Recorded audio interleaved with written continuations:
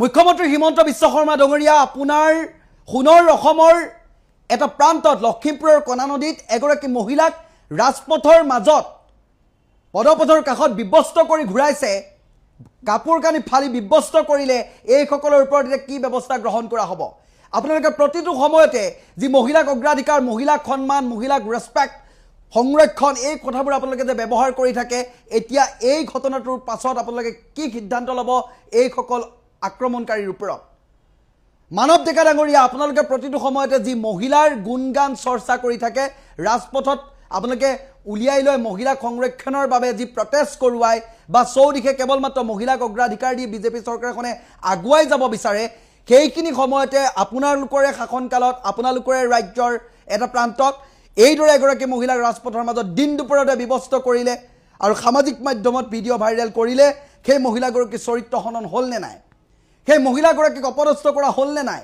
সামাজিকভাৱে তেখেতৰ মান সন্মান আত্মহত্যা কৰা হ'ল নে নাই এই কথাবোৰৰ ওপৰত আপোনালোকৰ এতিয়া প্ৰতিক্ৰিয়া কি হ'ব মহিলা সুৰক্ষা হ'বনে মহিলা আসনৰ সংৰক্ষণৰ কথাই কেৱল মাত্ৰ কৈ থাকিবনে নে কেৱল নাৰী পূজনৰ কথাই কৈ থাকিব এই ঘটনাবোৰ ঘটনা হিচাপে থাকি যাব নেকি আপোনালোকৰ বিচাৰ বিবেচনা কি আপোনালোকৰ মন্তব্য কি কৰিব এতিয়া আপোনালোকে আমি বিহাৰীৰ কথা ক'লে যিসকলৰ বুকুৰ এটা কোণত কান্দোন উঠে সেইসকলে এই ভিডিঅ'টো ভালদৰে চাওক বৰ্তমান সময়ত বঙৰ শত্ৰুলে বৰ্তমান সময়ত ৰূপান্তৰিত হৈছে কেৱল মাত্ৰ নিজৰ মাজতে খোৱা কামুৰা লাগি বৰ্তমান সময়ত ব্যস্ত হৈ পৰিছে মুখ্যমন্ত্ৰী হিমন্ত বিশ্ব শৰ্মা ডাঙৰীয়া আপুনিও চাগে এই দৃশ্যটো ভালদৰে প্ৰত্যক্ষ কৰিছে সামাজিক মাধ্যমত আপুনি সক্ৰিয় প্ৰতিটো সময়তে আপুনি প্ৰতিটো আপডেট খুব সুন্দৰকৈ দি থাকে সেইহেতুকে ক'লোঁ যে এই ভিডিঅ'টো নিশ্চয় আপুনি প্ৰত্যক্ষ কৰিছে এয়া আপোনাৰ সোণৰ অসমৰ এটা প্ৰান্তৰ দৃশ্য হয় এয়া লখিমপুৰৰ কণা নদীৰ দৃশ্য লখিমপুৰৰ কণা নদীত লক্ষ্যজিৎ বৰা নামৰ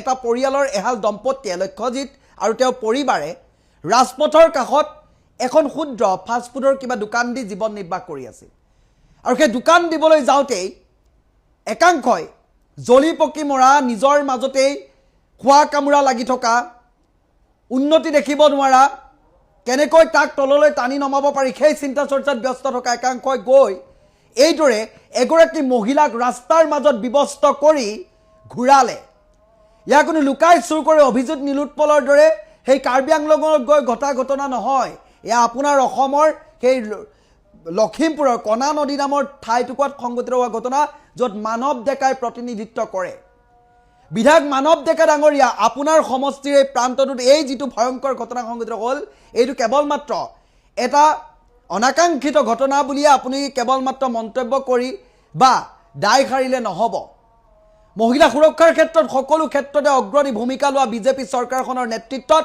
আজি দেখিবলৈ পোৱা গৈছে মহিলাক এইদৰে ৰাজপথৰ মাজত দিন দুপৰত পুৰুষৰ আগত মহিলাক বিবস্ত কৰিছে অৰ্ধলংঘ কৰিছে আৰু তাৰ পাছতে দেখিবলৈ পোৱা গৈছে কেৱল মাত্ৰ কাৰণ আছিল সেই পৰিয়ালটোৱে দুবেলা দুমুঠি ভাতৰ বাবে ৱেল এডুকেটেড পাৰ্চন হয় তেখেতলোক শিক্ষিত হয় পেট পূজাৰ তাৰণাত তেখেতলোকে সেই দোকানখন দি কেনেবাকৈ চলি আছিলে কিন্তু সেই দোকানখন দিবলৈ যাওঁতেই বৰ্তমান সময়ত একাংশ মৰেল পুলিচিংগিৰি কৰিবলৈ গৈ সেইখিনি স্থানত গৈ এই দুজন দম্পতীৰ ওপৰত এইদৰে বৰ্বৰ অত্যাচাৰ কৰিলে বৰ্তমান সময়ত ক'ত আছে মহিলা সুৰক্ষাৰ কথা জ্ঞান পাত দি থকা ব্যক্তিসকল ক'ত আছে বৰ্তমান সময়ত সেইসকলে যিসকলে ৰাজপথক মহিলা পূজনৰ কথা কয় যিসকলে বাৰু মাহে কেৱল মাত্ৰ মহিলাক অগ্ৰাধিকাৰ দিয়াৰ কথা কয় অলপ দিনৰ আগতে ৰাজপথত যিসকল মহিলাই মহিলা সুৰক্ষাৰ বাবে মহিলা সংৰক্ষণৰ বাবে মহিলাক সদায় সন্মানৰ দৃষ্টিৰে চোৱাৰ বাবে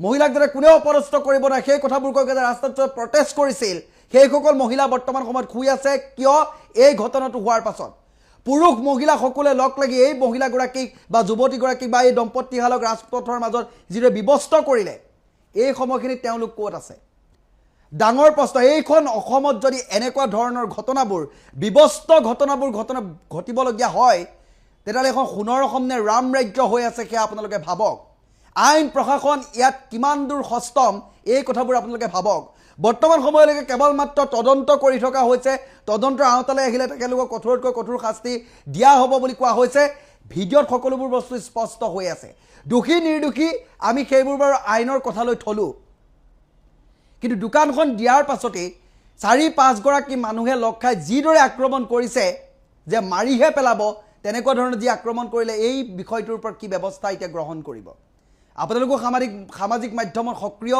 আপোনালোকেও চাগে এই দৃশ্যাংশটো দেখিছে আপোনালোকে অনুভৱ কৰিছে প্ৰকৃততে হৈ আছে কি অসমখনত প্ৰকৃততে কি হ'বলৈ গৈ আছে অসমখনত কোনো ধৰণৰ আইন কানুন পুলিচ প্ৰশাসন যিবোৰ আছে সুৰক্ষা বা নিৰাপত্তাৰ বাবে সেইবোৰৰ দায়িত্ব বা কৰ্মৰাজি কি তাক লৈ এটা প্ৰশ্নৰ উত্থাপন হৈছে অসমতে অসমীয়া এজনী ছোৱালীৰ মানে সুৰক্ষা নাই আমি যদি অসমতে সুৰক্ষিত নহয় অসমীয়া ছোৱালী এজনী যদি অসমতে সুৰক্ষিত নহয় আমি বাহিৰত কি সুৰক্ষিত হ'ম ইয়াতে বহি নিজে স্বাৱলম্বী হ'ম বুলি সৰুকে দোকানখন আৰম্ভণি কৰিলোঁ আমি আচলতে মই আৰু মোৰ স্বামী দুয়োজনেই শিক্ষিত নিবনুৱা মোৰ গাত হাত দি কাপোৰ টনা আজোৰা কৰি যিখিনি কৰিলে মানে মই মানসিকভাৱে একেবাৰে ভাগি পৰিছোঁ অত্যন্ত গুৰুত্বপূৰ্ণ কাৰণ 15 নং ৰাষ্ট্ৰীয় ঘাইপথৰ কাষত এহাল দম্পতীয়ে তেওঁলোকে উচ্চ শিক্ষিত দম্পতী তেওঁলোকে নিজৰ জীৱন সংগ্ৰাম চলাবৰ কাৰণে এখন দোকান তৰিছিল আৰু সেই দোকানখন তৰাই যেন তেওঁলোকৰ কাৰণে কাল হ'ল আৰু যিকেইটা ভিডিঅ' ক্লিপছ দেখিছে তাত দেখিছে যে মহিলাগৰাকীক নিবস্ত্ৰ কৰা হৈছে মহিলাগৰাকীক একাংশ পুৰুষ মহিলাই আহি আক্ৰমণ কৰিছে অত্যন্ত হৃদয়বিদাৰক ঘটনাক্ৰম আৰু গোটেই ঘটনাক্ৰমখিনি কিন্তু আৰক্ষী প্ৰশাসনৰ জৰিয়তে কিমান নিয়াৰিকৈ তদন্ত কৰা হৈছে কথাবিলাক মই জানিব খুজিম কিন্তু তাৰ পূৰ্বে মোৰ সৈতে ভুক্তভোগী মহিলাগৰাকী আছে পোনপটীয়াকৈ জানিব খুজিম যে এই অসমত কাম কৰিবলৈ খোৱাটো বহু সময়ত কিন্তু প্ৰশ্নৰ অৱতাৰণা কিয় আমাৰ মানুহে কৰে সেইটো কিন্তু অত্যন্ত ডাঙৰ প্ৰশ্ন মই আপোনাৰ পৰা জানিব খুজিছোঁ কি হৈছিল গোটেই কালি ঘটনাক্ৰমটো আৰু NKTVৰ তৰফৰ পৰা গোটেই ঘটনাক্ৰমটোক লৈ আমিয়ে দুখ প্ৰকাশ কৰিছোঁ কি ক'ব খোজে বাইদেউ অসমতে অসমীয়া এজনী খিলঞ্জীয়া ছোৱালীৰ মানে সুৰক্ষা নাই আমি যদি অসমতে সুৰক্ষিত নহয় অসমীয়া ছোৱালী এজনী যদি অসমতে সুৰক্ষিত নহয় আমি বাহিৰত কি সুৰক্ষিত হ'ম আমি বেংগলৰত আছিলোঁ বেংগলৰত এটা ব্যক্তিগত প্ৰতিষ্ঠানত কাম কৰি আছিলোঁ আৰু সেই তাত মানে কিছু অসুবিধা হোৱাৰ কাৰণে আমি চলিবলৈ কৰিবলৈ অলপ অসুবিধা হোৱাৰ কাৰণে অসমলৈ নিজৰ স্বভূমিলৈ উভতি আহিলোঁ নিজৰ স্বভূমিত উভতি আহি পেলাই নিজে স্বাৱলম্বী হ'বলৈ বিচৰাটো আমাৰ কি ভুল আছিল নিজৰ জেগাত এটা চৰকাৰী জেগাত আমি ইয়াতে বহি নিজে স্বাৱলম্বী হ'ম বুলি সৰুকে দোকানখন আৰম্ভণি কৰিলোঁ আমি আচলতে মই আৰু মোৰ স্বামী দুয়োজনেই শিক্ষিত নিবনুৱা সেয়ে ভাবিছিলোঁ যিয়ে নহওক চাকৰি পাওঁ নাপাওঁ আমাৰ সেইটো দৰকাৰ নাছিলে আমি নিজে কিবা এটা কৰি আগুৱাই যাওঁ বুলি কামটো আৰম্ভ কৰিলোঁ সেইটোৱে তেওঁলোকৰ সমস্যা তেওঁলোকে প্ৰত্যেক দিনাই আহিব এজন হৰকান্ত চায়েঙীয়া বুলি কয় তেওঁ প্ৰত্যেক দিনাই আহি ৰাতিপুৱাই মানে আমাক ক'বহি দোকানখন কিয় বনাইছ ইয়াৰ পৰা দোকানখন উঠাই দে এই হৰকান্ত চায়েঙীয়া কোন হয় হৰকান্ত চায়েঙীয়াই ওচৰৰ হয় মিচিং সম্প্ৰদায়ৰ লোক তেখেতৰ এটা CSP আছে তেখেতৰ পত্নীও কিবা এটা বেংকত কাম কৰে বুলি শুনিছোঁ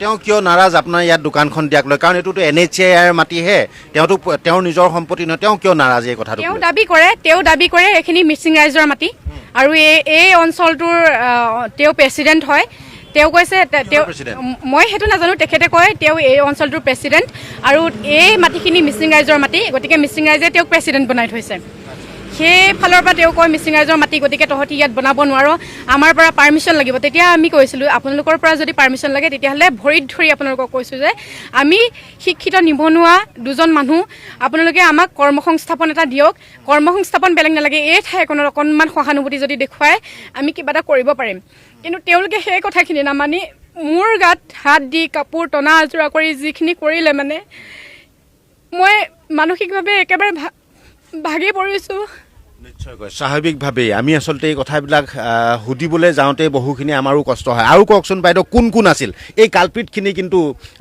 পোহৰলৈ অহাটো খুব প্ৰয়োজন আৰক্ষী প্ৰশাসন আহিছে আৰু কোন আছিল সেই সময়ত নামবিলাক জানেনে আপোনালোকে হয় নাম মই ক'বলৈ ওলাইছোঁ হৰকান্ত চায়েঙীয়াৰ নেতৃত্বত আহিছে তুলসী পায়েং টুটু কামান জেৰিফা কামান পাপলু পায়েং এনেকৈ আৰু পদ্মেশ্বৰ কামান এনেকৈ কৰি বহুকেইজন ব্যক্তি আহিছে তাৰ উপৰিও তেওঁলোকে বহুখিনি মহিলাক মাতি আনিছে আচলতে হৰকান্ত চায়েঙীয়া পাপলু পায়েং তুলসী পায়েং আৰু টুটু কামান জেৰিফা কামান এইসকলৰ নেতৃত্বতে বাকীখিনি আহিছে আৰু তেওঁলোকৰ নেতৃত্বতে তেওঁলোকে মোক কাপোৰ টানি আজৰি অৱস্থা নাইকিয়া কৰি আৰু শেষত দেখা পালোঁ আপোনাৰতো NHAIত আপুনি ৰাষ্ট্ৰীয় ঘাইপথত বাগৰি পৰিবলগীয়া এটা অৱস্থাৰ সৃষ্টি মাৰি পিটি তেওঁলোকে ৰাজহাড়ৰ অৱস্থা এতিয়া মোৰ ৰাজহাড় এক্সৰে কৰিবলৈ দিছে ৰাজহাড় আৰু মই কিছু মূৰতো দুখ পাইছোঁ বহুখিনি তেওঁলোকে মোৰ শৰীৰত তেওঁলোকে মোক মাৰপিট কৰিছে, মই সেইটোত ক'ব নাযাওঁ, কিন্তু মোক কাপোৰ কেনেকৈ ফালিলে, কাপোৰ ফালি মোক ইমানখিনি অপদস্থ কেনেকৈ কৰিলে তাৰ মোক ন্যায় লাগে। আৰু চৰকাৰ প্ৰশাসনৰ ওচৰত মই এটাই অনুৰোধ কৰোঁ, মোক যাতে সেইখিনি ন্যায় দিয়ে। অসমত অসমীয়া ছোৱালী এজনীয়ে যাতে ন্যায় পায়, মই খিলঞ্জীয়া ছোৱালী, অসমত অসমীয়া ছোৱালী এজনীয়ে যাতে ন্যায় পায় সেইটোৱে বিচাৰিছোঁ। নিশ্চয়কৈ। আৰু এটা প্ৰসংগ ইতিমধ্যে মুখ্যমন্ত্ৰীয়েও খিলঞ্জীয়া মানুহৰে দপদপনি হ'ব লাগিব ফুটপাথতো, এই ধৰণৰ প্ৰসংগ তেওঁ উত্থাপন কৰিছে। আৰু তেওঁলোকে ৰাষ্ট্ৰীয় ঘাইপথৰ কাষতে এই ধৰণেই জীৱন সংগ্ৰামৰ কাৰণে এখন হোটেল, বিবি হোটেল নামেৰে তেওঁলোকে এই হোটেলখন আৰম্ভ কৰিছিল। কিন্তু তাতে চকু পৰিল আমাৰ সমাজতে থকা কিছু লোকৰ। মই এই যুৱকজনো আছিল তেওঁৰে পত্নী, তেওঁলোকে সংগ্ৰাম কৰিছিল। মই কৈছোঁ উচ্চ শিক্ষিত, তেওঁলোকে বেংগালুৰুত তেওঁলোকে কৰ্ম সংস্থাপনৰ উদ্দেশ্যে গৈছিল। আৰু আজিৰ দেশত চবেই কয় যে অন্ততঃ নিজৰ অঞ্চললৈকে আহি কাম কৰক। সেই কাম কৰিবলৈ অহাৰ পিছতে আজি তেওঁলোকে এই ধৰণে ভুক্তভোগী হ'বলগীয়া হ'ল। কি হৈছিল গোটেই ঘটনাক্ৰমখিনি কওকচোন, যে একেবাৰে ওচৰ চুবুৰীয়া ৰাইজে আপোনালোকৰ ওপৰত কিয় এনেধৰণে নাৰাজ হ'বলগীয়া হ'ল, কি গোটেই ঘটনাটো কি? হয় ছাৰ, মোৰ দোকানখন খোলা আজি 2 মাহ হৈছে। আপোনাৰ 2 মাহৰ পৰাই প্ৰত্যেক দিনাখনে আহি পেলাই সিহঁতৰ মানুহকেইটাই মোক চোকা মৰা নাস্ত লৈ পেলাই সদায় ভাবুকি দিয়ে, তোক কাটি পেলাম, মাৰি পেলাম, তই দোকান বন্ধ কৰ। কিয় এইটোতো কেনেকৈ আপোনাৰতো NHI মাতি, সেইটো কিয় তেওঁলোকে কৰে? সেইটো তেনেকৈ কৰে, তেওঁলোকে জানিব কি কাৰণে কৰে। আৰু বিশেষকৈ মোৰ ঘৰ ওচৰতে, দোকানখনৰ কাষতে মোৰ ঘৰ, ময়ে আজি ইয়াত কিবা এটা কৰিব পৰা নাই। গতিকে লৈ অসমীয়া জাতিটো কেনেকৈ হ'লে কেনেকৈ চলিব ছাৰ? আজি মই নিবনুৱা, মই কিবা এটা কষ্ট কৰি ছাৰ দোকানখন খুলিছোঁ, চলিম বুলিহে। গতিকে লৈ প্ৰত্যেক দিনাখনে এটি মাৰপিট কৰিবলৈ আহে। কিমান কষ্ট কৰি পিছফালে ঘৰখন বনাইছোঁ, প্ৰত্যেক দিনাখনে ভাঙে ছাৰ আহি পেলাই। আৰু বিশেষকৈ মই নকওঁ আৰু ক'বলৈও মোৰ এতিয়া আপোনাৰ তেওঁলোকে এটা কথা উল্লেখ কৰিছে, মই ভিডিঅ'টোত চাইছোঁ যে আপোনালোকে আমাক বেয়াকৈ কয়, আমাৰ সম্প্ৰদায়টোক লৈ আপোনালোকে বেয়া মন্তব্য কৰে, এই ধৰণৰ কথা তেওঁলোকে কৈছে। সেইটো আপোনালোকে কৰে নেকি? নাই ছাৰ, মই গোটেইকেইজনকে ভৰি ধৰি প্ৰত্যেক দিনাখনে সেৱা কৰি কওঁ, অসমীয়া, বড়ো, মিচিং, কছাৰী সকলো মিলি আমি এটা অসমীয়া জনগোষ্ঠী হৈ আছোঁ। গতিকেলৈ আমি সদায় ভাই। গতিকেলৈ আমি জেগাখনো দখল কৰা নাই। আপোনালোকে যেতিয়া কিবা এটা বঢ়াব বিচাৰে আমি দোকানখন উঠাই দিম। গতিকে আমাক স্বাৱলম্বী হ'বৰ কাৰণে আপোনালোকে অকল জেগাটো দিয়ক, সেই বুলি ক'লে আপোনাৰ নামানে। প্ৰত্যেক দিনাখনে দা উঠাই লৈ কাটিবলৈ আহে। সিদিনাখন বিশেষকৈ দা লৈ মোক কাটিবলৈ আহিছে আপোনাৰ। নিশ্চয়কৈ। মই তেওঁৰ মাতৃ আছে, মই আপোনাৰ পৰা জানিব খুজিছোঁ, ল'ৰা ছোৱালী হালে কাম এটা কৰি খাম বুলি তেওঁলোকে দোকানখন তৰিছিল, আপোনালোকে সহায় কৰি দিছিল, কিন্তু কিয় এই ধৰণৰ অপ্ৰীতিকৰ পৰিস্থিতি এটা হ'ল, কি ভাবে গোটেই কথাটো অকণমান কওকচোন। নমস্কাৰ। মই ভাবোঁ মোৰ নিবনুৱা মানুহ, মোৰ ল'ৰা এটা, সেই ল'ৰাটো একো মই আজিলৈকে চাকৰি সূত্ৰত একো নেপাওঁ। তেওঁ বাহিৰলৈও গৈছিলে, বাহিৰতো তেওঁ থাকিব নাই। আজিকালি মানে বাহিৰলৈ গ'লেও মানুহবোৰ মাৰ মাৰে কাটে ট্ৰেইনত। সেইকাৰণে মই ল'ৰাটোক মাতি আনি ক'লোঁ, বোপাই মোৰ মুখৰ আগতে থাক, এইকণতে মই দোকান এখন বনাই দিম, ইয়াতে মোৰ বোৱাৰীজনীৰ সৈতে দুয়োটাই মিলি পেলাই নিজৰ পেটৰ উপাৰ্জনটো কৰি থাক বুলি মই ক'লোঁ। ইতিমধ্যে যিখিনি ৰাইজে, সেইখিনি ৰাইজে সদায়, আমিতো দোকান দিয়াৰ পিছত তেওঁলোকৰ লগত এনি টাইম নাথাকোঁ, আমিও সমাজৰ কামত যাওঁ। তেওঁলোকে যি যোগান লাগে আমি সেইটো যোগান ধৰোঁ। তাৰপিছত তেওঁলোকে সদায় কয় যে আমাক সদায় কাটিম, সদায় মাৰিম বুলি কয়, যে এইকণ আমাৰ মাটি, এইকণ আমুকৰ মাটি, এইকণ তামুকৰ মাটি, এনেকৈ কৈ সিহঁতৰ তহঁতি দোকান নবহাবি। প্ৰতিদিনে দোকান ভাঙেহি। এই বোৱাৰীজনীক বেয়া ব্যৱহাৰ কৰে, বোৱাৰীজনীক এনেকুৱা কৈছে তাই দেহা বিক্ৰী কৰে বুলি পেলাই কৈছে। ইয়াত পাঞ্জাৱবদীবোৰ আচলতে ৰাস্তা ফাষ্টফুডত চাহকণ খাবলৈ সকলোৱে মন যায়।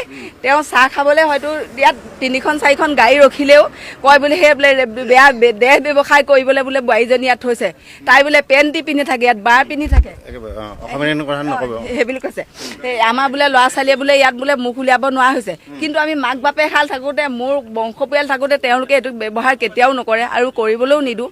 কাৰণ তেওঁলোকে যদি এইটো বেয়া ব্যৱহাৰ কৰিছিলে, আমি মাক বাপেক জন্ম দিয়া মাক বাপেক আছিলে, আমাৰ লগত আলোচনা কৰিব লাগিছিলে। কিন্তু আলোচনা নকৰাকৈ আমি নথকা অনুপস্থিত বোৱাৰীজনীক ইয়াত ৰাজপথত পেলাই উলংঘ কৰি মৰাটো সেইটো মই সহ্য কৰিব নোৱাৰোঁ। স্বাভাৱিকতে মাতৃ হিচাপে সেইটো একেবাৰে অসহনীয় কথা। মই তাইৰ জেঠাইক আছে, মই আপোনাৰ পৰা জানিব খুজিছোঁ, এই ঘটনাক্ৰমটোক লৈ আপোনালোকে আজি আহিছে আৰু কাম কৰি খাবলৈ আহিছিল তেওঁলোকে, কিন্তু ৰাইজে হাতত আইন তুলি লৈছে, কথাটো কি ভাবিছে? সেইটো আৰু ৰাইজে হাতত আইন তুলি লৈছে তেওঁলোকে। আমি ওচৰতে আছোঁ, আমি মিচিং বড়ো বুলি কথা নাই, কিন্তু এতিয়া যিকেইজনে কামটো কৰিলে তেওঁলোকৰ যদি আমি উপাধি চাওঁ, আটাইকেইজনৰ মিচিং সম্প্ৰদায় উপাধি, সেইকাৰণেহে মিচিং বুলি ক'ব লগা হৈছে। নহ'লে তেওঁলোকে আমাৰ ঘৰতে মিচিং বোৱাৰী আছে, আমাৰ জীয়াৰী মিচিঙলৈ দিছোঁ, আমি সেইবিলাক একো নাই। আৰু গাঁও কৈ আছে, সমাজ কৈ আছে, সমাজখনত আমিও আছোঁ। তেওঁ যদি বেয়া ব্যৱহাৰ কৰিছে আমাক মাতক, আমিও আহিম। ইয়াত যদি বেয়া ব্যৱহাৰ এটা কৰে ৰাস্তাত, আমাৰ গাঁৱৰ মাজত আমি কি এৰি দিম নেকি? খুব গুৰুত্বপূৰ্ণ কথা কৈছে। পঠিয়াই দিম, মোৰ ল'ৰা হওক ছোৱালী হওক বোৱাৰী হওক, কিন্তু আমি বেয়াটো দেখা নাই আৰু আমি নিজে দোকান পাতি দিছোঁ। চলিবৰ কাৰণে তেওঁলোকে আৰু তেওঁলোক দুইজনে শিক্ষিত যুৱক নিবনুৱা যুৱক আৰু গতিকে সেইখিনি আমি কৈছোঁ কিন্তু এইটো কৰাটো আমি অত্যন্ত দুখ পাইছোঁ ইয়াত জনপ্ৰতিনিধি আছে আৰু শিক্ষিত মানুহ আছে তেওঁলোকে সেইখিনি কৰিছিলে তেওঁলোক যেতিয়া আহিছিলে ইয়াত কিবা এটা কৰিবলৈ আমাক যদি খবৰ দিলেহেঁতেন আমিও আহিলোহেঁতেন কিন্তু তেওঁলোকে আমি ঘৰত কোনো নাইকিয়া আমাৰ পৰিয়ালৰ কোনো মানুহ নাইকিয়া সংসত্ব বিচাৰি আহিছে মাক গৈছে বাপেক গৈছে আঞ্চলিক ভাগতলৈ মাক গৈছে আমাৰ শ্ৰীমন্ত শংকৰদেৱ সংঘৰ বৰগীত আৰম্ভ কৰিবলৈ আমি গৈছোঁ সেই তাৰ মিটিং আছিলে তালৈ গাঁৱত সকাম চলি আছে সেইকাৰণে তেওঁলোকে আমাৰ পৰিয়ালৰ মানুহ কোনো নাইকিয়া সংসত্ব লৈ এইখিনি পৰিকল্পিতভাৱে এইখিনি কাম কৰিছে মই গোটেই দোকানখন এবাৰ দেখুৱাব খুজিম এইখনেই তেওঁলোকৰ ব্যৱসায়িক প্ৰতিষ্ঠান বেবী হোটেল বুলি তেওঁলোকে আৰম্ভ কৰিছিল আৰু এটা মই ছবি দেখুৱাব খুজিছোঁ এই যিটো ঘৰ পিছফালেও তেওঁলোকে এটা ঘৰ বনাইছিল এই ঘৰটো কিয় বনাইছে বুলিও তেওঁলোকে এটা প্ৰশ্ন অৱতাৰণা কৰিছিল আৰু তেওঁলোকে অসমীয়াৰ স্বাভিমানক কিন্তু সম্পূৰ্ণৰূপে প্ৰতিষ্ঠা কৰিব খুজিছিল দেখিছেই যে সৰুদয়া জেপি আৰু গামোচাখনো এই ধৰণে তেওঁলোকে প্ৰতিষ্ঠিত কৰি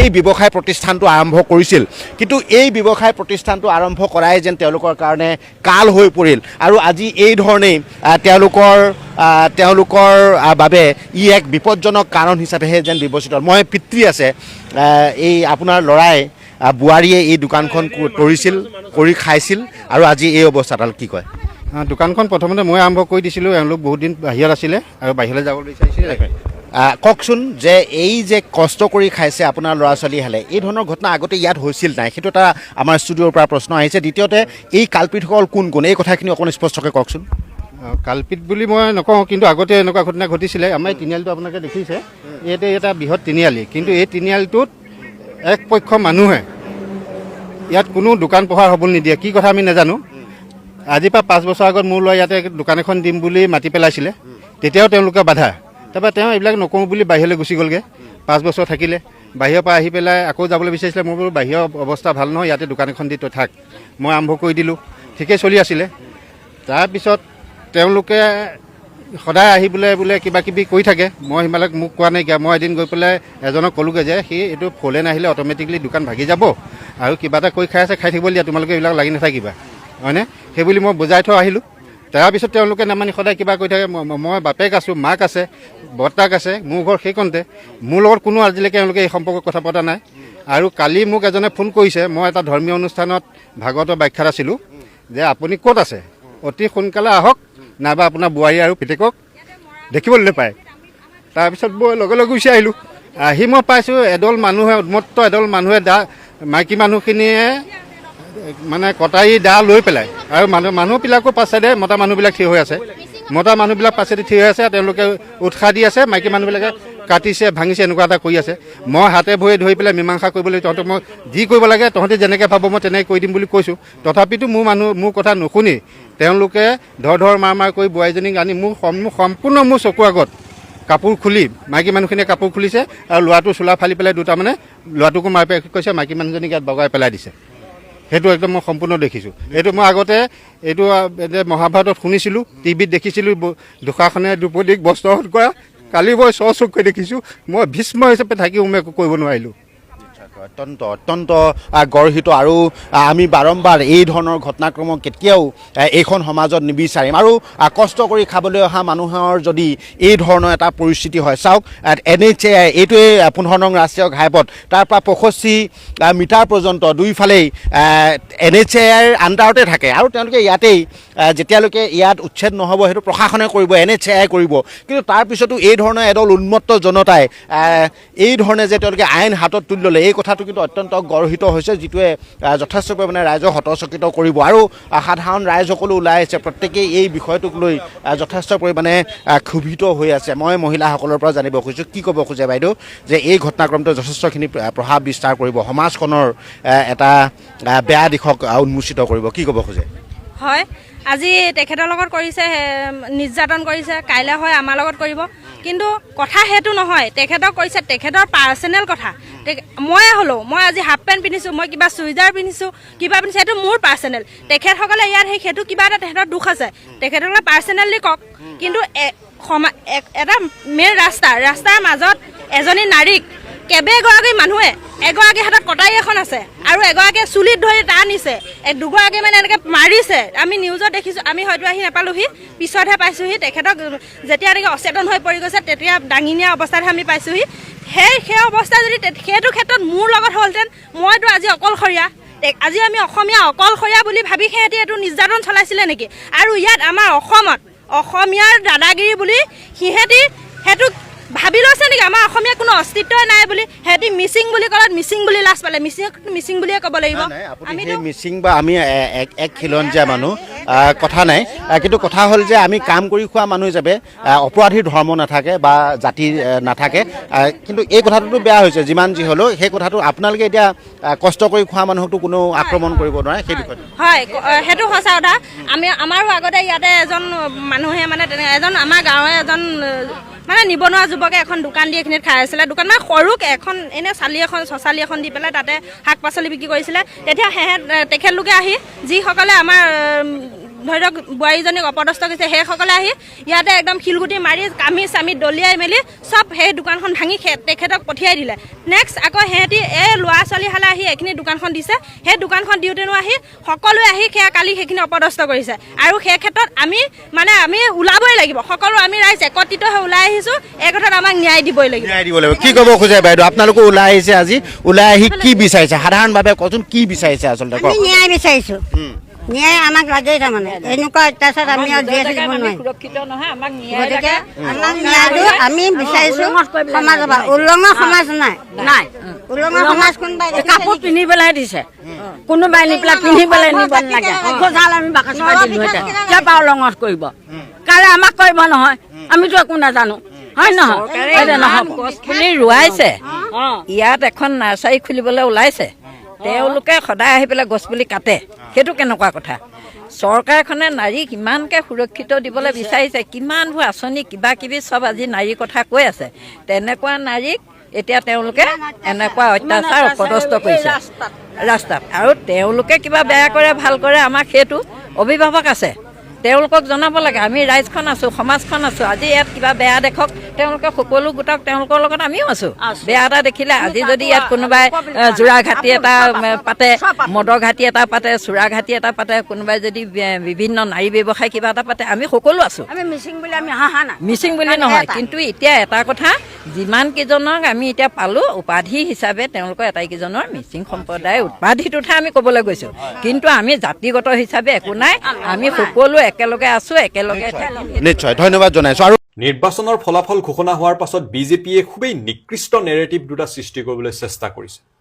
আমাৰ অসমৰ ইতিহাসত পোনপ্ৰথমবাৰ বাবে হিন্দু বিধায়ক কেইগৰাকী নিৰ্বাচিত হৈ আহিল আৰু মুছলমান বিধায়ক কেইগৰাকী নিৰ্বাচিত হৈ আহিল, এই কথাটো নিউজৰ জৰিয়তে প্ৰচাৰ চলাই থকা হৈছে। আৰু তাত বহু সন্মানীয় সাংবাদিক আৰু শিক্ষিত মানুহে সেই প্ৰপাগেণ্ডাত হাত উজান দি প্ৰচাৰত ব্যস্ত আছে। যিটো আমাৰ অসমৰ সমস্যা কাহানিও নাছিলে। যদি সৎ সাহস আছে, বিজেপিয়ে এই কথাটো কিয় প্ৰকাশ নকৰে যে কোনটো দলত কিমানজন বংগমূলীয় বিধায়ক আছে, কোনটো দলৰ পৰা কিমানজন অনা অসমীয়া বহিৰাগত নিৰ্বাচিত হৈ আহিল, এই কথাটো প্ৰকাশ কৰিব লাগে। যিহেতু বিজেপিয়ে এই কথাটো প্ৰকাশ কৰিব নোৱাৰে, কাৰণ তেওঁলোকৰ দলতে বহুকেইজন বংগমূলীয় বিধায়ক নিৰ্বাচিত হৈ আহিছে, বহুকেইজন অনা অসমীয়া আৰু বাহিৰৰ বহিৰাগত লোক নিৰ্বাচিত হৈ আহিছে। গতিকে তেওঁলোকে লাহেকৈ বিষয়টো আনি হিন্দু আৰু মুছলমানত পেলাই দিছে। অসমৰ মানুহ ইমানো বুৰ্বক নহয়। অসমৰ সমস্যা কেতিয়াও হিন্দু আৰু মুছলমান নাছিলেই।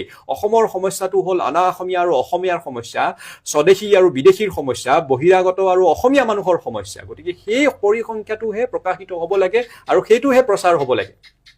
দ্বিতীয়তে তেওঁলোকে ক'বলৈ বিচাৰিছে যে কংগ্ৰেছ সংখ্যালঘুসকলৰ দল আৰু যিকেইজন বিধায়ক বিজয়ী হৈছে তেওঁলোকৰ নাম আৰু ধৰ্মীয় পৰিচয়টো প্ৰচাৰ কৰি থকা হৈছে। ধৰি লোৱা হ'ল সেই সংখ্যালঘু অধ্যুষিত অঞ্চলকেইটাত কংগ্ৰেছ নিজিকিলহেঁতেন, তেনেহ'লে তাত কোন জিকিলহেঁতেন? নিশ্চয় AIBF নামৰ সাম্প্ৰদায়িক দলটো নাইবা অসম গণ পৰিষদ আৰু বিজেপিৰ এলায়েন্সৰ প্ৰাৰ্থীসমূহ জিকিলেহেঁতেন।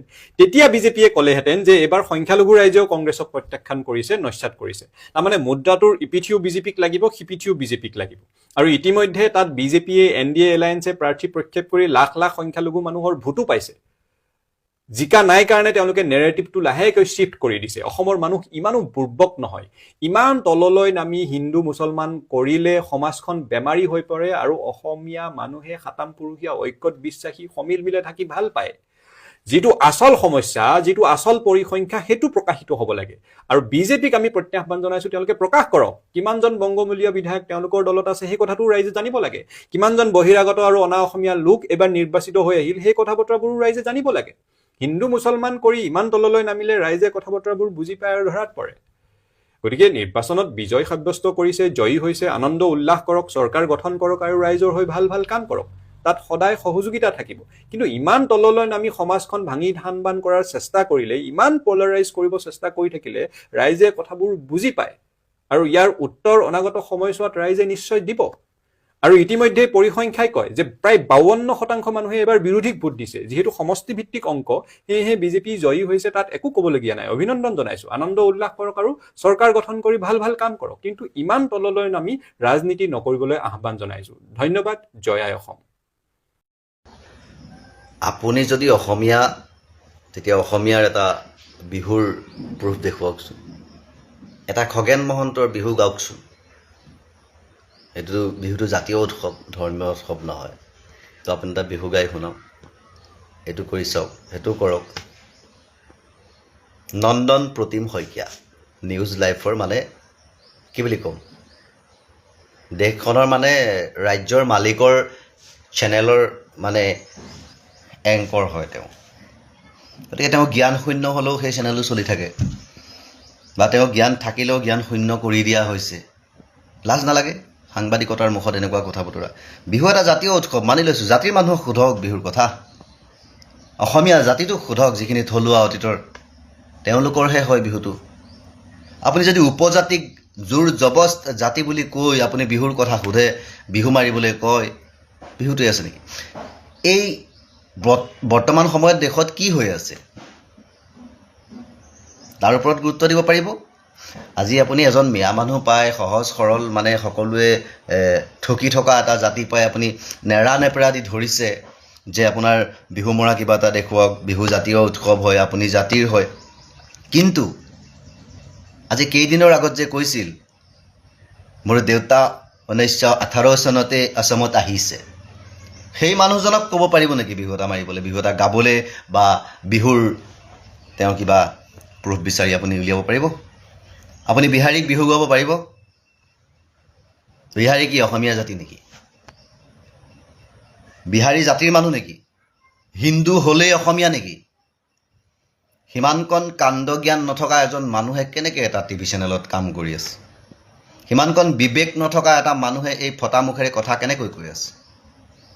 গতিকে জ্ঞান শূন্য, টকাৰ লোভত জ্ঞান শূন্য হৈ মানুহক নেদেখুৱাব। আপোনাৰ কিন্তু মূৰ্খামিৰহে পৰিচয় পায়, আপোনাৰ জ্ঞানৰ পৰিচয় নাপায় কেতিয়াও। আপুনি টকাত নিজৰ যদি জ্ঞান বিক্ৰী কৰে, টকাত যদি আপুনি নিজৰ যিখিনি মানে কি বুলি কয় অৰ্হতা, নিজৰ যিখিনি শিক্ষা, এইখিনি যদি বিক্ৰী কৰি দিয়ে টকাত, তেতিয়া আপোনাৰ জীৱনৰ মূল্য কি? আপুনি আনক কি শিকাব? আজি বিহাৰী মাৰোৱাৰী সকলোখিনি আছে। বিহাৰী মাৰোৱাৰীৰ ঘৰত আজি আমাৰ অসমীয়া যেতিয়া বিহু মাৰিবলৈ যায়, তেওঁলোকে বৰ ভাল নাপায়। ভিখাৰীক দিয়া দি পইচা কেইটকা দি পঠায়, দক্ষিণা, গম পালে? কিন্তু অসমীয়াই বিহুৰ যেনেকৈ মূল্য বুজি পায়, বিহাৰীয়ে বুজি পাব নেকি? তেওঁ হিন্দুৱে হয়, বুজি পাব? তেওঁক আপুনি বিহুৰ কিবা এটা গাবলৈ ক'লে আপোনাক গাব পাৰিব?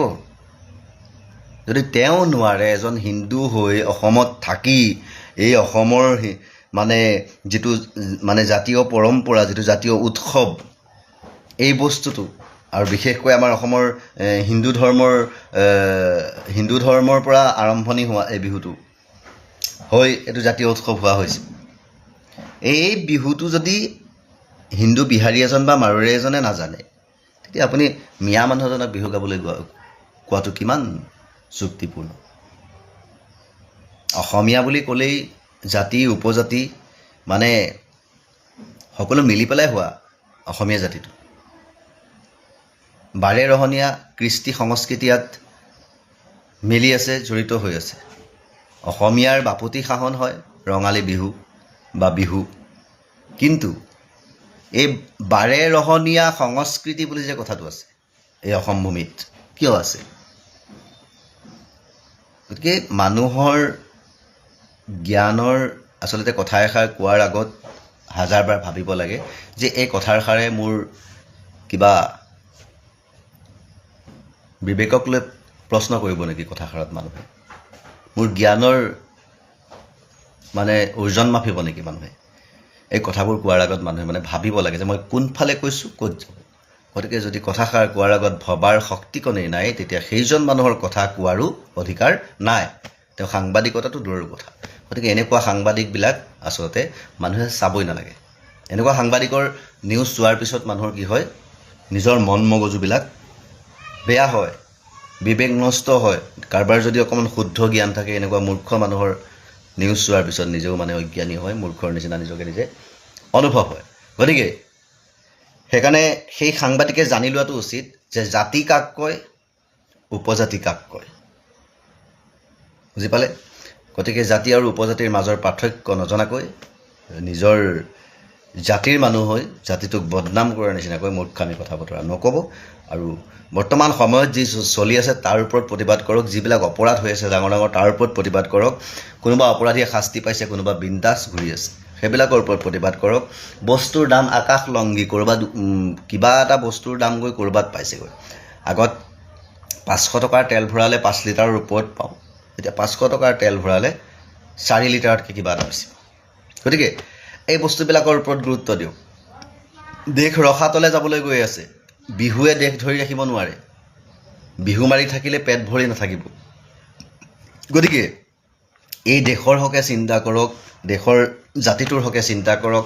অসমীয়া অসমীয়া কৰি টেটু ফালি চিঞৰি শিৰ ফুলাই থাকিলে নহ'ব। অসমীয়া জাতিৰ সুৰক্ষাৰ চিন্তা কৰিব লাগিব। অসমীয়া জাতিটো কেনেকৈ ভালকৈ চলিব পাৰে সেইটো চিন্তা কৰিব লাগিব।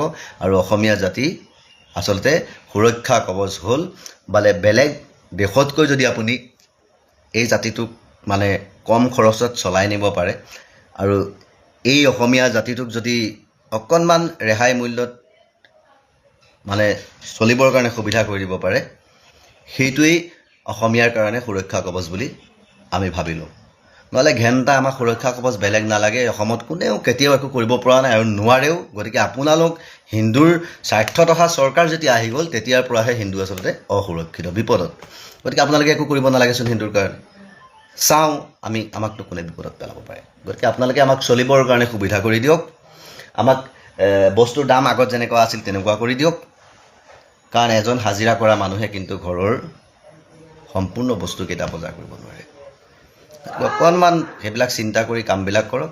তো সেইটোৱে ক'লোঁ, জাষ্টিছ ফৰ জুবিন গাৰ্গ। আৰু এইবিলাক আজে বাজে কথা পাতি লাভ নাই। আৰু দেশৰ হকে চিন্তা কৰি জুবিন গাৰ্গৰ আদৰ্শ মতে জুবিন গাৰ্গে যিবোৰ ভাল পাইছিল সেইবিলাক কৰি ল'বলৈ চেষ্টা কৰক। Justice for Zubeen Garg. ধন্যবাদ। নমস্কাৰ প্ৰিয় বন্ধু বান্ধৱীসকল, আজি কেইটামান ইছ্যু লৈ মই সৰু সৰু ভিডিঅ' প্ৰস্তুত কৰিম বুলি ভাবিছোঁ। প্ৰথম ভিডিঅ'টো মই প্ৰস্তুত কৰিবলৈ ওলাইছোঁ RSSৰ মানে যি পঞ্জীয়ন কৰা আৰু নকৰা সেই বিষয়টোক লৈ।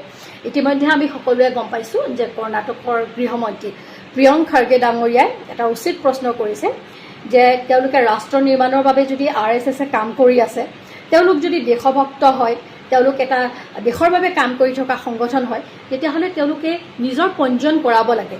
বৰ্তমানৰ সময়লৈকে তেওঁলোকে অহা কেইটামান মাহৰ পিছত তেওঁলোকে 100 বছৰ পূৰ্ণ কৰিবলৈ গৈ আছে। তেনেস্থলত তেওঁলোকৰ সংগঠনটো যেতিয়া তেওঁলোকে পঞ্জীয়ন কৰা নাই, এইটো বহুত আচৰিত কথা। তেওঁলোকে ফাঁকি দিছে, তেওঁলোকে লুকুৱাইছে। কিহৰ কাৰণে এনেকুৱা লুকুৱাইছে? যিটো সময়ত আপুনি মই যদি সামান্য এটা ব্যৱসায় বাণিজ্যও কৰিছোঁ বা যিয়েই নকৰোঁ, আমিতো চৰকাৰক সম্পূৰ্ণ তথ্য অৱগত কৰিব লাগে, নহয় জানো? এতিয়া আপোনালোকে দেখিছেই যে শিক্ষকসকলৰ ওপৰতো চৰকাৰে একদম এনেকুৱা নজৰ দি ৰাখিছে যাতে শিক্ষকসকলে একো খেলি মেলি কৰিব নোৱাৰে। ভুৱা ছাত্ৰৰ ওপৰত টকা খাব নোৱাৰে, ভুৱা শিক্ষক থাকিব নোৱাৰে। তেওঁলোকে কোনো ধৰণৰ শিক্ষকসকলক ৰেহাই দিয়া নাই, শিক্ষকসকলক কোনো ধৰণৰ মানসিক স্বাধীনতা তেওঁলোকে প্ৰদান কৰা নাই। ঠিক আছে, শিক্ষকসকলৰ ওপৰত যে ইমান তেওঁলোকে জাচুচি চলাইছে, তেতিয়াহ'লে এই RSS নামৰ বৃহৎ সংগঠনটোৱে ক'ৰ পৰা ইমান টকা তেওঁলোকে ইনকাম কৰিছে? তেওঁলোকৰতো কিমান হাজাৰ, 40,000 নে 60,000 তেওঁলোকৰ বোলে শাখা আছে।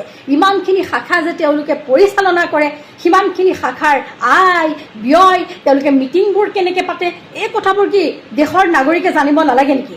নিশ্চয় জানিব লাগে। কাৰণ 100 বছৰ হ'বলৈ লোৱা এটা সংগঠনে কেনেকৈ ইমান ডাঙৰ এটা সংগঠন, যিটো সংগঠনে নিজক ৰাষ্ট্ৰ নিৰ্মাণৰ ক্ষেত্ৰত অহোপুৰুষাৰ্থ কৰি থকা বুলি কয়, সেই সংগঠনটো এই ক্ষেত্ৰতো ক্লিয়াৰ হ'ব লাগে।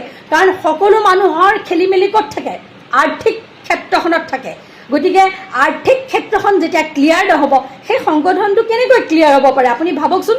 গতিকে আমিও বিচাৰোঁ প্ৰিয়ংক খাৰ্গে ডাঙৰীয়াৰ লগতে যে RSSে কিহৰ কাৰণে নিজৰ সংগঠনটোক নামত তেওঁলোকে মানে চৰকাৰী পঞ্জীয়ন কৰোৱা নাই, তেওঁলোকৰ আয় ক'ৰ পৰা হয়, তেওঁলোকে ব্যয় কেনেকৈ কৰে, আৰু এই যে মোহন ভাগৱত তেওঁলোকৰ মুৰব্বী, মোহন ভাগৱতৰ নামত যে Z+ চিকিউৰিটি প্ৰদান কৰা হৈছে চৰকাৰৰ ফালৰ পৰা। মোহন ভাগৱত এনেকুৱা কি চৰকাৰী পদবীত আছে যে তেওঁক মানে Z+ চিকিউৰিটি দিব লগা হয়, আৰু যাৰ বাবে আমাৰ ৰাইজৰ কৰকাতলৰ ধন টকা পইচা খৰচ কৰি থকা হৈছে। আৰু গতিকে আমি সেইটোৱে ক'ব বিচাৰোঁ যে বাকী আমাৰ ৰাইজক যেনেকৈ তেওঁলোকে চোৰ ভাবি চৰকাৰখনে বিভিন্ন ফালৰ পৰা আমাৰ ওপৰত নজৰ ৰাখি থাকে, ঠিক তেনেকৈ RSSৰ ওপৰতো চৰকাৰে নজৰ ৰখা অতি উচিত। চৰকাৰে বা জনসাধাৰণক জনাব লাগে, RSSক সুধিব লাগে যে আপোনালোকৰ অৰ্থনৈতিক লেনদেন কি, আপোনালোকৰ চ'ৰ্চ অফ ইনকাম কি, আপোনালোকে কেনেকৈ সংগঠন চলায়। আমি ঘৰখন কেনেকৈ চলাওঁ চৰকাৰে জানে, চৰকাৰৰ ওচৰত সম্পূৰ্ণ ডাটা আছে। মোৰ ঘৰখন কেনেকৈ চলে, মোৰ ঘৰত চাকৰি আছেনে নাই, মোৰ ঘৰৰ মানুহে ব্যৱসায় কৰেনে, আমি ব্যৱসায় কৰিছোঁ, সম্পূৰ্ণ ডাটা চৰকাৰৰ ওচৰত আছে। তেতিয়াহ'লে RSSৰ দৰে এটা বৃহৎ সংগঠনৰ অৰ্থনৈতিক ডাটা চৰকাৰৰ ওচৰত কিয় নাই বা কিয় নাথাকিব, বা ভাৰতৰ জনসাধাৰণে কিয় নিবিচাৰিব, জনাটো উচিত হয় নে নহয় আপোনালোকে তলত কমেণ্ট কৰিব দেই। ৰাজ্যিক ৰাজনীতিত গৌৰৱ গগৈ ব্যৰ্থ, গতিকে তেখেতে তাৎক্ষণিকভাৱে ৰাজ্যিক ৰাজনীতিৰ নেতৃত্বটো ত্যাগ কৰা উচিত। তেখেতে ৰাষ্ট্ৰীয় ৰাজনীতিতে থকা উচিত। এইকাৰণে কৈছোঁ, গৌৰৱ গগৈৰ সততা, দক্ষতা, বিচক্ষণতা সম্পৰ্কে আমাৰ কোনো সন্দেহ নাই। গৌৰৱ গগৈয়ে বিগত সময়ত ৰাষ্ট্ৰীয় ৰাজনীতিত যি ধৰণে তেখেতৰ বিচক্ষণতা প্ৰকাশ কৰিছে, সেয়া সঁচাকৈয়ে এগৰাকী অসমীয়া হিচাপে গৌৰৱ অনুভৱ কৰোঁ। কিন্তু ৰাজ্যৰ ৰাজনীতিত গৌৰৱ গগৈ সম্পূৰ্ণ ব্যৰ্থ, তেখেতে সফল নহ'ব। কিয়, তাৰ কাৰণ কেইটামান স্পষ্টভাৱে কম। এতিয়া চাওক, গৌৰৱ গগৈ মুখ্যমন্ত্ৰীৰ পুত্ৰ, গতিকে মুখ্যমন্ত্ৰীৰ পুত্ৰ হিচাপে গৌৰৱ গগৈ জন্মৰ পিছৰে পৰা সাধাৰণ মানুহৰ লগত বৰ বিশেষ সম্পৰ্ক নাই। বৰ বিশেষ মানে সম্পৰ্ক নায়েই। সাধাৰণ মানুহৰ জীৱনশৈলী, সাধাৰণ মানুহৰ ইচ্ছা অনিচ্ছা, সাধাৰণ মানুহৰ অভাৱ অভিযোগ এই সম্পৰ্কে পৰিচিত নহয়।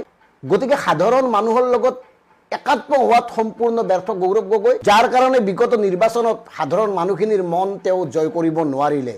আমি পূৰ্বতে একাধিকবাৰ কৈছিলোঁ, দেখুৱাই দিছিলোঁ কেনেকৈ বৰ্তমানৰ মুখ্যমন্ত্ৰী ডক্টৰ হিমন্ত বিশ্ব শৰ্মা ডাঙৰীয়াই সাধাৰণ মানুহৰ লগত একাত্ম হৈ, তেওঁলোকৰ লগত আৱেগিকভাৱে, আনুভূতিকভাৱে একাত্ম হৈ কামবোৰ কৰে, নিজৰ চিন্তা চৰ্চাবোৰ তেওঁলোকৰ লগত বিনিময় কৰে, কেনেকৈ তেওঁ ৰাজনীতিৰ সংজ্ঞাটোৱে সলনি কৰিলে।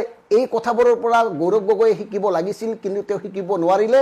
শিকিব নোৱাৰাৰ কাৰণ হ'ল তেওঁ সাধাৰণ পৰিয়ালত জন্মগ্ৰহণ কৰা ল'ৰা নহয়। আনহাতে শেহতীয়াভাৱে যিবোৰ বিষয় অসমৰ, সেই এটা বিষয়তো তেওঁৰ মাতবোল নাই। আৰু আটাইতকৈ ডাঙৰ ভুল কৰিছিল গৌৰৱ গগৈয়ে বিগত নিৰ্বাচনত জুবিন গাৰ্গৰ ন্যায় সম্পৰ্কে যি 100 দিনৰ গেৰাণ্টি দিছিল। তেওঁলোকে কৈছিল যে চৰকাৰ গঠন হোৱাৰ 100 দিনৰ পিছত জুবিন গাৰ্গৰ ন্যায় দিব, আৰু সেইটো আছিল তেওঁলোকৰ কাৰণে ডাঙৰ ভুল। এতিয়া চাওক, মানে আপোনাৰ 9 মাহ সম্পূৰ্ণ হ'ব 19 তাৰিখে। ইলেকশ্যনৰ পিছত জুবিন গাৰ্গৰ ন্যায় সম্পৰ্কে গৌৰৱ গগৈৰ ভূমিকা কি? তেওঁ কি কৰিলে কওক? কেতিয়াবা গ'লনে জুবিন ক্ষেত্ৰলৈ, বা জুবিনৰ গোটেই বিষয়টোক লৈ তেওঁ কিবা নিজৰ ব্যক্তিগত মতামত দিছেনে? এই কথাবোৰ চিন্তা কৰিবলগীয়া। কাৰণ নিৰ্বাচনৰ পূৰ্বে জুবিন গাৰ্গক তেওঁলোকে যিধৰণে ব্যৱহাৰ কৰিব খুজিছিল, সেয়া কিন্তু মানে কোনো কাৰণত গ্ৰহণযোগ্য নাছিল। তেওঁলোকে জুবিন গাৰ্গক ৰাজনৈতিক হাতিয়াৰ হিচাপে কিয় ব্যৱহাৰ কৰিছিল, কাৰ পৰামৰ্শ মতে ব্যৱহাৰ কৰিছিল, এই কথাবোৰ কিন্তু চিন্তনীয়। কাৰণ জুবিন গাৰ্গক 100 দিনৰ ভিতৰত ন্যায় দিম বুলি কোৱা গৌৰৱ গগৈয়ে নিৰ্বাচনৰ পিছত ফুচ মনে মনে আছে, মাত বোলেই নাই। গতিকে এই কথাবোৰ অসমৰ সাধাৰণ জনতাই মন কৰি আছে। আৰু গৌৰৱ গগৈ এই কথাবোৰ মুখতহে কৈছিল, অন্তৰৰ পৰা কোৱা নাছিল সেই কথাটো প্ৰতিষ্ঠা হ'ল। আনহাতে বিগত সময়ত বিশ্ববিদ্যালয়ৰ মাচুলকে ধৰি কেঞ্চাৰ ৰোগৰ ঔষধৰ মূল্য বৃদ্ধি, আয়ুষ্মান কাৰ্ডে যে ব্যক্তিগত হস্পিটেলত কাম নকৰা হৈছে, আয়ুষ্মান কাৰ্ডৰ পৰা যে 4 প্ৰকাৰৰ ডায়ালিচিছ কৰ্তন কৰা হৈছে, এই বিষয়টোতো মাতবোল কৰা নাই। তেওঁ মাতিছে ক'ত? গতিকে তেওঁ যিধৰণে নীৰৱ নিৰ্লিপ্ত হৈ পৰিছে, উদাসীন হৈ পৰিছে, এই কথাবোৰ কিন্তু সাধাৰণ জনতাই গ্ৰহণ কৰিব নোৱাৰে। কাৰণ সাধাৰণ জনতাৰ লগত সকলো সময়ত অৰ্থাৎ সুখে দুখে থাকিব পৰাটোহে ৰাইজৰ নেতা হ'ব পাৰে। আৰু গৌৰৱ গগৈয়ে প্ৰমাণ কৰি দিছে তেওঁ সাধাৰণ জনতাৰ লগত সুখত দুখত নাই, তেওঁ কেৱল ৰাজনৈতিক অংকটো সন্মুখত লৈহে আছে। যিহেতুকে শক্তিশালী বিৰোধী দল এটাৰ প্ৰয়োজন, গতিকে শক্তিশালী বিৰোধীক নেতৃত্ব দিব পৰা শক্তিশালী নেতাৰো প্ৰয়োজন। গৌৰৱ গগৈ এই ক্ষেত্ৰত বিফল। গতিকে গৌৰৱ গগৈয়ে তেওঁৰ যিটো পদ, সেই পদৰ পৰা পদত্যাগ কৰি তাৰ দায়িত্ব অন্য নতুন প্ৰজন্মক দিয়ক। নতুন বিচক্ষণ দক্ষ যোগ্য শিক্ষিত লোকৰ হাতত অৰ্পণ কৰক, যিয়ে সাধাৰণ মানুহৰ সুখ দুখ হাঁহি চকু পানীৰ সংজ্ঞা বুজি পায়, তেনেকুৱা লোকক দায়িত্ব দিয়ক। তেতিয়া হ'লেহে অনাগত সময়ত কিবা এটা সম্ভাৱনা আছে। কাৰণ বৰ্তমান অসমৰ সাধাৰণ জনতাৰ অৱস্থা কি, তেওঁলোকে কি বিচাৰিছে, এই কথাবোৰ হৃদয়ংগম কৰিবৰ কাৰণে আপোনালোক যোগ্য নহয়। আনহাতে বিগত নিৰ্বাচনৰ পূৰ্বে গৌৰৱ গগৈয়ে কেইবাটাও ডাঙৰ ভুল কৰিছিল। তেওঁৰ বিৰুদ্ধে যিকেইটা অভিযোগ উত্থাপন হৈছিল, বিশেষকৈ পাকিস্তান লিংক সম্পৰ্কে, তেওঁ আজিলৈকে কিন্তু মানহানি গোচৰ নিদিলে, আদালতলৈ নগ'ল। কিয় নগ'ল? তেওঁৰ পত্নী সম্পৰ্কত যিবোৰ কথা ওলাইছিল, তেওঁৰ পত্নী ভাৰতীয় নহয়, তেওঁ কিয় নিৰ্বাচনৰ পূৰ্বে ভাৰতীয় নাগৰিকত্বৰ কাৰণে আবেদন কৰি নিজকে অসমীয়া হিচাপে ভাৰতীয় হিচাপে পৰিচয় দিয়াৰ সুযোগকণ নিজৰ পত্নীক নিদিলে? এই বিষয়বোৰ অসমৰ সাধাৰণ মানুহে চাই আছে। গতিকে এই বিষয়বোৰত গৌৰৱ গগৈ ডাঙৰীয়া ব্যৰ্থ। যদিও তেখেতৰ দক্ষতা বিচক্ষণতা ৰাজনৈতিক বুৎপত্তি আছে, যদিও তেখেতে ৰাষ্ট্ৰীয় ৰাজনীতিত ধুমুহাৰ সৃষ্টি কৰিছে, সেই গুণ বা সেই দক্ষতাই ৰাজ্যিক ৰাজনীতিত ধৰি ৰখাটো সম্ভৱ নহয়। কথাবোৰ গৌৰৱ গগৈ ডাঙৰীয়াই যিমান সোনকালে বুজি পাব, সিমানেই ৰাইজৰো মংগল আৰু কংগ্ৰেছ দলটোৰো মংগল। কথাটো মন কৰিব। ধন্যবাদ। জয় অসম।